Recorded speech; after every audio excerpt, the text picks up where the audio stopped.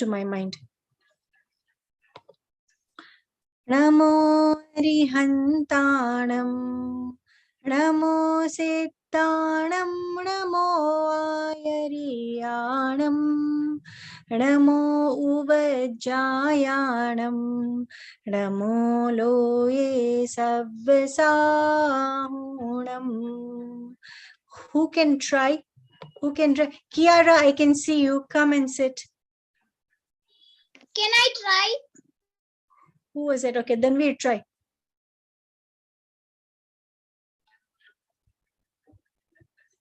Say after me one line, okay? Then it'll become easy for you. Namo Arihantanam. Bol. Namo Arihantanam. Good boy. Namo Sittanam. Namo Ayariyanam. Namo Sittanam. Namo Ayariyanam. Namo Uvajjayanam. Namo Loye Savvasahunam. So it's open. No. Pella only 5 lines and then I teach you more, okay? Namo Lois wait, let me start again. Namo Arihantanam, Namo Sittanam, Namo Ayariyanam, Namo Uvajjayanam, Namo Loye Savvasahunam. Anyway, every time when you hear me, you will also remember the tune, okay? Now, who wrote Namokar Mantra quickly? Hanika. Okay, Tirth. Acharya Pushpadanta. Good boy, very good. Okay, now let's do the story of Rishabdev Bhagwan. Today is only storytelling session. Kiara, listen to the story, okay? Kiara, Rishabdev Bhagwan was our first Tirthankar. Have you guys learned the stuti that I sent to your Nani, Fiona? No. Okay, so afterwards you will learn it. Fine, no problem. So now, who wants to learn a song in the holidays? Danveer is a good singer. Parshva wants to learn. Preet wants to learn. Okay, Kiara, Briella, most of you want to learn. Okay, so good. Okay, let me just teach you 2 lines because now that we have got holidays, everybody is on holiday. So it'll be easy for us to learn extra things because in school time, everybody is busy. Yeah. Okay, so now we will learn only 2 lines of the 24th Tirthankar Stuti. Okay. Rishabdeva Kalyan Karaya. It's easy. Rishabdev is the first Tirthankar. Rishabdeva Kalyan Karaya. Ajitnath is the second Tirthankar. Ajit Jineshwar Nirmal Thaya. Swasti is Swasti Kare Sambhav. Sambhav is the third. Sambhavnath is the third Tirthankar. Swasti Kare Sambhav Jin Raya. Abhinandan ke pujo paya. I will record it and send it to everybody so you can keep on listening to it, okay? Fiona, I've already sent it to your Nani, so you keep on listening to it, okay? And even to everybody else, I will send it. Okay, one more time I will sing and then we do the story. Rishabh.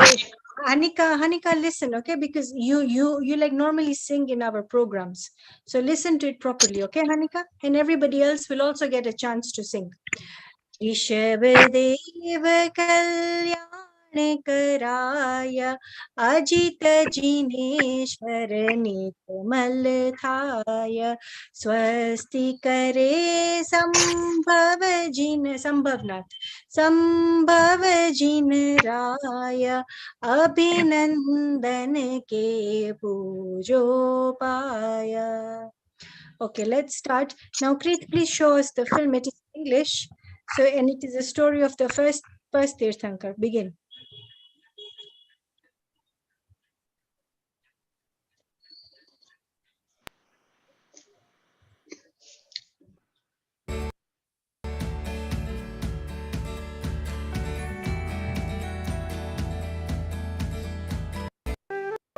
River flow, glorious trees, beautiful flowers, and animals such as deer and rabbits are playing around in the jungle. Among all these, the sight of meditating Jain Muni Acharya Swarupkut is even more glorious than the splendor of heaven. As soon as the news of Jain Muni's presence in the jungle reached the residents of the city, people started coming to the jungle to catch a glimpse of Muniraj. Muniraj emerged from his meditation and started giving sermon on 20 Tirthankars to people wanting to attain welfare of their soul. Bhagwaan Adinath was the first out of 24 Jain Tirthankars.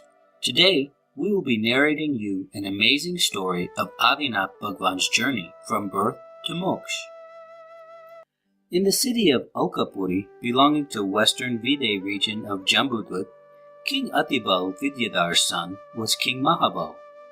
Our central character Rushabdev, or Adinath's soul, was the one who once lived as King Mahabal in one of his previous lives. Rushabdev's soul was born as Lalitangdev, or heavenly being, in Ishanswarg after completing his life as King Mahabal.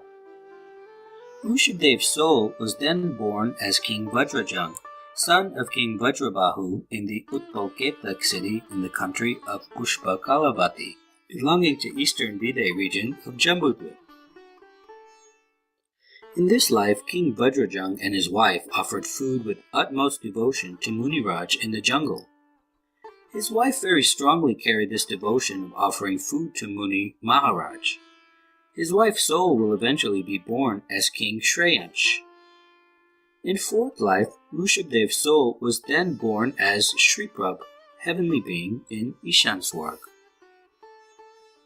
After finishing his life as Shriprabdev, he was then born as King Suvidi in his fifth life in the city of Susima, belonging to Vidya region.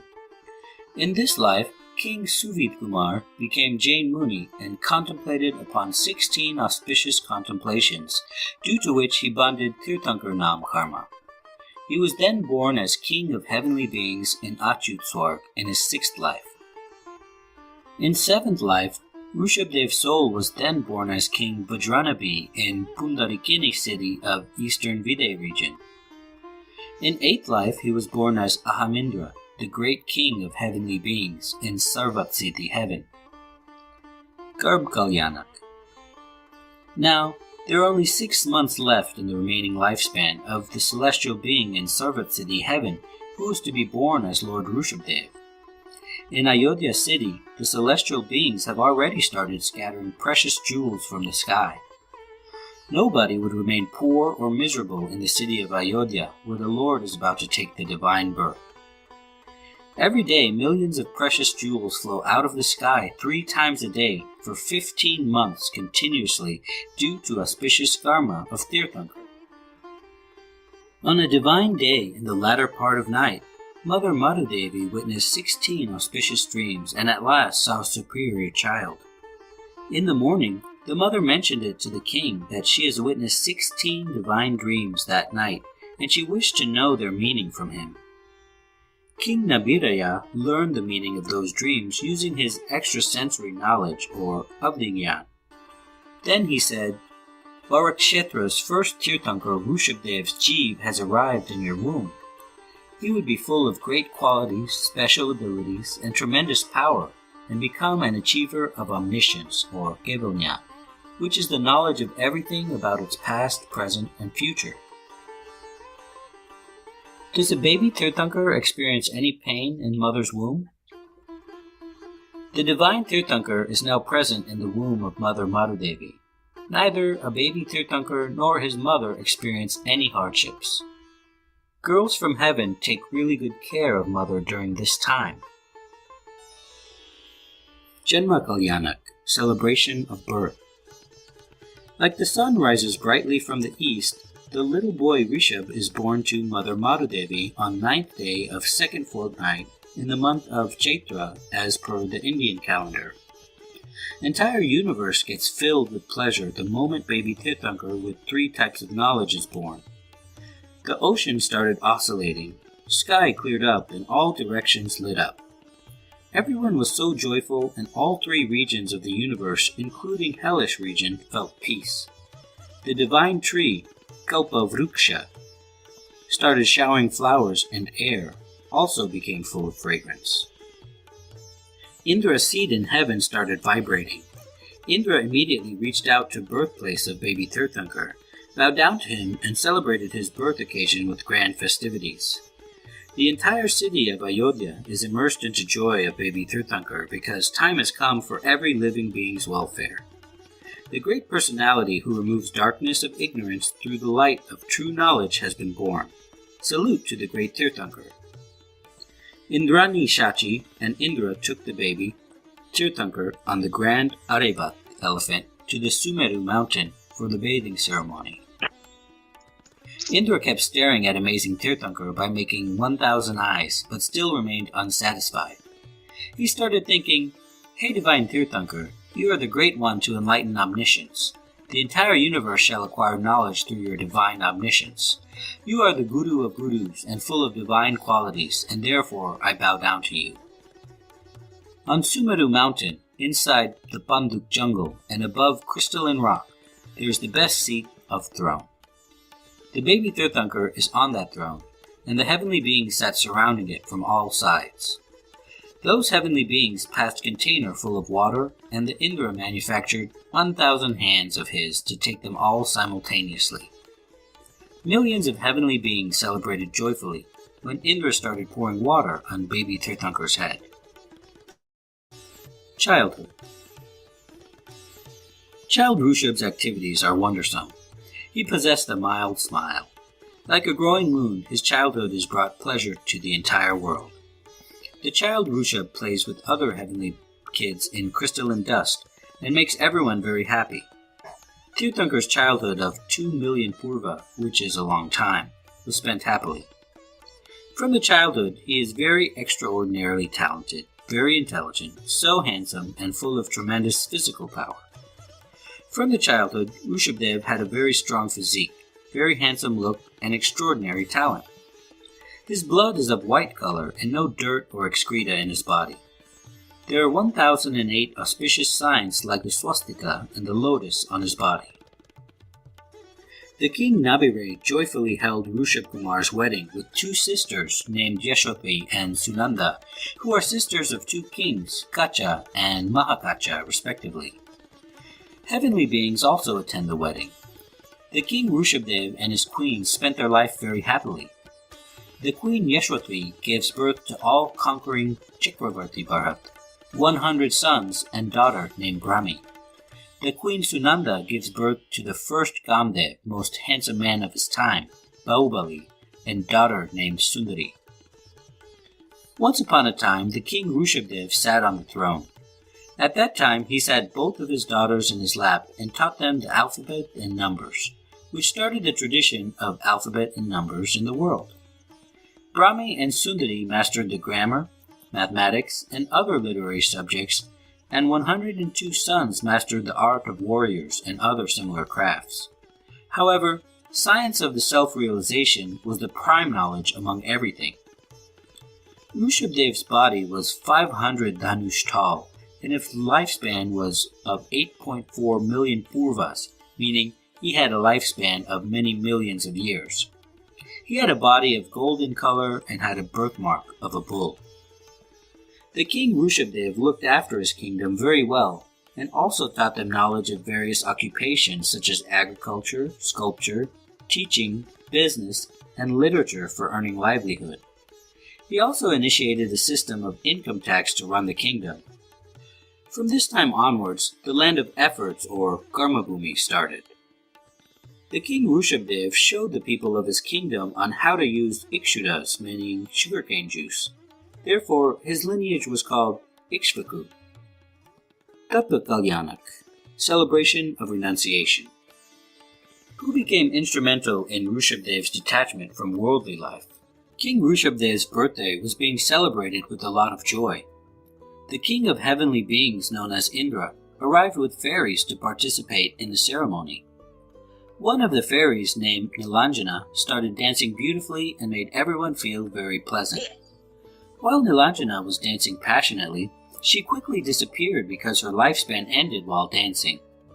Indra quickly dispatched another look-alike heavenly lady who replaced Nilanjana and started dancing in her place. Indra was able to make this happen so quickly that most people didn't realize this. However, King Rishabdev understood through his extrasensory knowledge that Nilanjana had passed away, and he started contemplating upon the transitoriness of life and worldly affairs. He thought that all worldly objects are temporary, just like Nilanjana's beautiful body. What purpose do they serve to me? These worldly enjoyments are burdensome. I shall be detached from these temporary royal pleasures now. My life is not for enjoyment of these worldly pleasures, but to achieve perfection of my soul through attaining liberation. In this manner, the king Rishabdev became detached from meaningless worldly affairs, and heavenly beings came at that point to worship his spirit of detachment and admire his renunciation of worldly affairs. The king Rishabdev sat upon the specially palanquin decorated by Indra. There was a dispute among human and heavenly beings on the matter of who would first lift the palanquin. In the end, the Saudharma, Indra, provided that opportunity to humans by concluding that they are able to renounce the worldly life by attaining diksha, and heavenly beings are unable to do that. Therefore, humans first lifted the palanquin. This occasion portrays the greatness of the human life. The king Rishabdev, along with 4,000 kings, attained sky-clad monkhod, or Muni.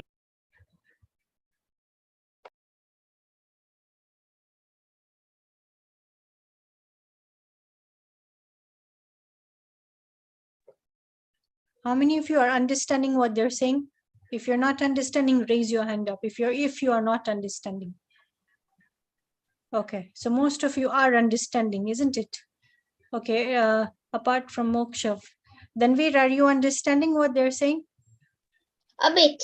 A bit. Okay, fine. Let me explain to you, and then we can continue with the movie, because they're not speaking some of the words correctly. Okay, so long ago in the region of India, which we call Bharat. Why is it called Bharat? I think I've told you many times now. Why is it called Bharat? Let's see who remembers. Why is it not called, why is the name of India Bharat? Yeah, Preet. Fast. Because Rishabdev's son was called Bharat. Yeah, Bharat Chakravarti. So he was the first ruler of India. He was the first ruler of the region called Bharat. So the name India has come much later when the British came to India. Before that, India was not called India. India was called Hindustan. And before that, it was called Bharat. And in the Indian constitution, in our Indian constitution, who understands what is the meaning of constitution? Like the law and order of the country, where they've got all the rules and regulations. There they've written that the name of India is actually Bharat. So we all should feel proud that the name of Bharat has come from our Jain historic figures, like Bharat Chakravarti. Now let's continue with the story. There are 24 Tirthankars in every fourth era. All of us are living in which era? Then we are living in the fifth era. In total, there are 6 eras. So at the moment, we are in the fifth era. In the fifth era, there are no Tirthankars. We don't see any Tirthankar. But in the fourth era, there are 24 Tirthankars, 12 Chakravarti, 9 Vasudev, 9 Prati Vasudev, and 9 Balbhadra. Right? So all these important men are born in the fourth era. Now let's continue with the story. So at least now you have a bit of an idea of the historic way of basically the Jain history. So Rishabdev Bhagwaan was actually born in the third era. He was not born in the fourth era. He was born in the third era. What used to happen at that time, Dalina Dhanveer? There were twins like you who were born. There were always twins who were born, like one girl, one boy, one girl, one boy, one girl, one boy. That's how it worked. There were only twins. They were like brothers, like sisters, or sisters and sisters, or brothers and brothers. There were only twins, one brother, one sister. What used to happen at birth, their parents would die and they would grow up, these two twins, and then the twins used to marry each other. That was how it was in the third era. Then slowly, the third era started to finish, because in the third era, nobody was working like us. Nobody was going to school. Nobody was doing homework. everything, they would sit under these wishing trees. There were wishing trees called Kalpavruks. There were wishing trees called Kalpavruks, Moksh. Like Moksh is a very adventurous boy. So they were wishing trees, and they all used to sit under the trees, and they just used to wish, like Krit. Krit used to wish, oh, I've come first in swimming. And then they used to come first in swimming. So Neet used to wish, oh, I have come first in my class. So they come first in the class. Hanika used to wish, I want a new top. And Hanika gets a new top. So there was no working. There was no working at all. Everybody got what they wanted by simply wishing. So who wants to live in such an era? Obviously, everybody wants to live in such an era where you're not working, there's no effort, and literally you're getting everything, right? Dalina, don't move so much, okay? Now, slowly, that era started to finish because everybody's thoughts started to become a little bit corrupt. Everybody's thoughts started to become negative. Now that positive thoughts were not there. They were not, I mean, those thoughts were not there that you wish for something and it comes to you. Now negative thoughts started to come. So the fourth era started. In the fourth era, the benefit is that you can go to moksha. So now who wants to live in the third era? Raise your hand. Nobody, because the obvious reason is that in the third era, you can't go to moksha. You can't get infinite happiness. In the third era, you get limited happiness when you wish for objects, or when you wish for the food you like, or when you wish for the house you like, or for the family you want. So yeah, Hanika, ask your question. In the third era, can you wish to go to moksha? You can't, because nobody even gets a wish like that. You see, when you're so prosperous in your life, when everything is only happy, will you want to go to moksha? No. But in the fourth era and in the fifth era, don't we experience pain? Like, for example, if I break my hand, if I hit my head against the wall, in the fourth and fifth era, there's something called pain. But in the third era, there's nothing like pain. Everyone is just happy. So nobody wishes for moksha. But from the fourth era, Dalina Danveer, the pain starts. Now, like in the third era, Stuti Moksha, the lion and the human used to sit together, Briella. The lion and the human being used to sit together because the lion had no bad thoughts. Hanika, can we do that today? We can't do that today. Tirth, we can't sit next to a cheetah today because we are scared of the cheetah. We are basically not even scared, terrified of the cheetah. So we can't do that. So there's pain in the fourth era and in the fifth era. Hence people think of a solution. And then the solution, they look deep in their soul. That's the reason why a Tirthankar now starts to give preaching in the fourth era. This is the reason why the Tirthankars starts to come in the fourth era. Now, the first Tirthankar was called Rushabdev Bhagwan Danveer. He was called Rushabdev Bhagwan Neet. Although he was born in the third era, he was the ruler, including in the third era and even in the fourth era, he was ruling. He was born in a city called Ayodhya. Who else is born in Ayodhya? Ramchandraji is born in Ayodhya, isn't it? Some of you might know, some of you might not know. Ramchandraji, but obviously he was born during the 20th Tirthankar, so millions of years later, Ramchandraji was born. Fine. So like Rushabdev Bhagwan was born in a city, Kiara, called Ayodhya. He was born in a city called Ayodhya, and then obviously he now starts to grow up. The baby starts to grow up. Now what happens yesterday, on like Wednesday, I explained in detail to Tirth, Neet and Krit because they were there. What happens when the baby is born? When the baby is born, Indra, the Dev from the heaven, comes down to earth. He comes in a beautiful white elephant. Danveer likes elephants. I mean, he like basically likes animals. So Danveer, he came, like the white elephant came with 16, like, what do you say? I forgot the name. Not tusks, trunk. So the white elephant has got 16 trunks. Now, these days in Africa, we only see gray elephants, and in India, maybe you see brown elephants. But this is a beautiful white elephant. And this elephant is called Airavat Hathi.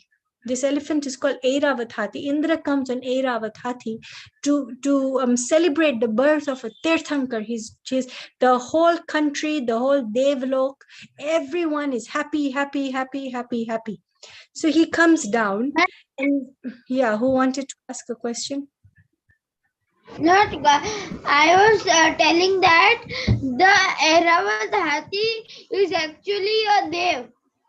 Yeah, that is true. That is true. But I'm not going too much into detail, otherwise our time will go. Okay, so now in like 5 minutes, I will try to finish the story. So this elephant hold on, Moksha, okay? This elephant comes down on earth, and then what does he do? He goes around the palace of the place where the baby Tirthankar is there, because he views the palace as a mandir, as like a derasar, and he goes around and he gives pradakshina. Pradakshina means he goes around 3 times in 3 circles, and he bows down because the Tirthankar is in that palace. So he like views it as like a derasar or like a mandir, and he bows down to that palace. Next, what happens? Remember, Tirth, the baby is tiny. Like some of you might have seen babies, like one day, the baby is just one day, not even one day, maybe a few hours. Then they take that baby to the highest mountain on this universe, not Earth. I didn't say Earth, because on Earth, the highest mountain is Everest. But not Everest, but in this universe, the highest mountain is Mount Meru. So they take this baby over there to Mount Meru, and then they do Abhishek. Abhishek means that they take 1008 Danvir, 1008 huge pots.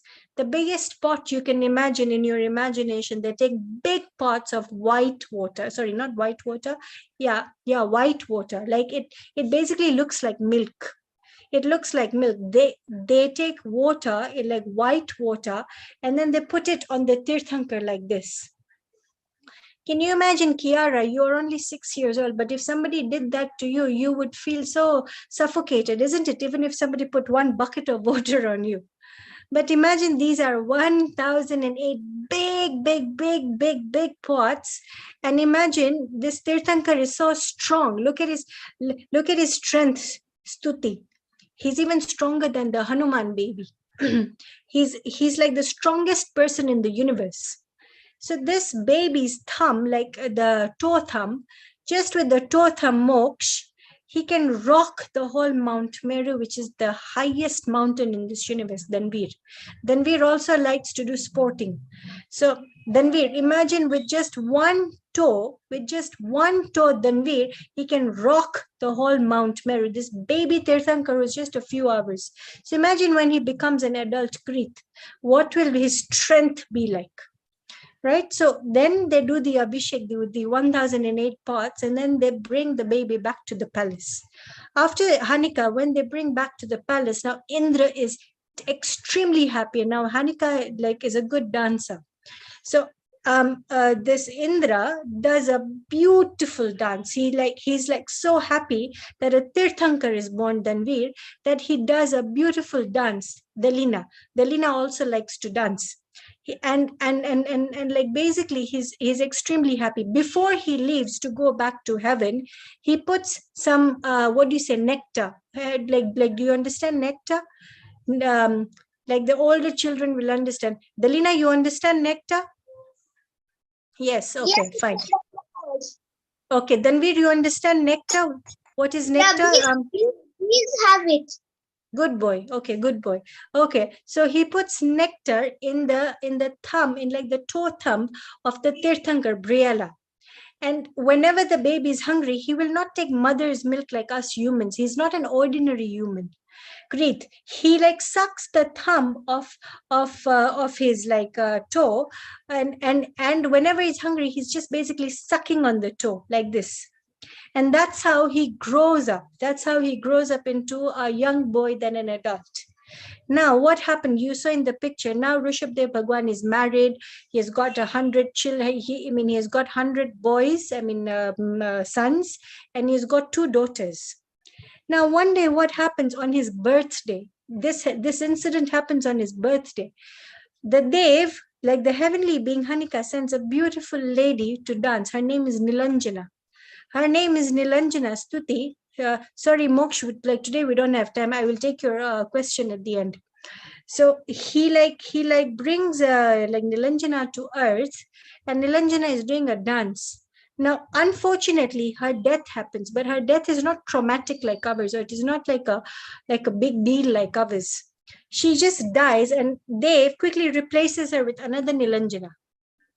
He like quickly replaces her with a it is so fast that you and I might not even notice. But Rushabdev Bhagwan is obviously going to be a Tirthankar, so his knowledge is extremely sharp, very very sharp knowledge, and he notices this, and immediately he feels, oh my God, one day even I will die.